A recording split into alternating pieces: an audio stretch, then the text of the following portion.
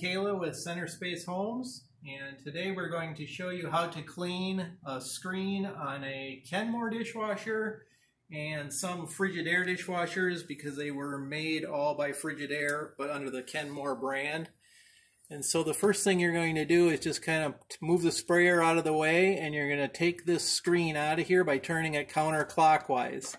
And you lift this screen out of here, you can kind of see how dirty it is. And so we're going to spray that out with just the sprayer in the sink. Secondly, you need to remove this other screen down here just by lifting it out and washing it. We're going to spray the screen on both sides. Get it nice and clean in the fine screen.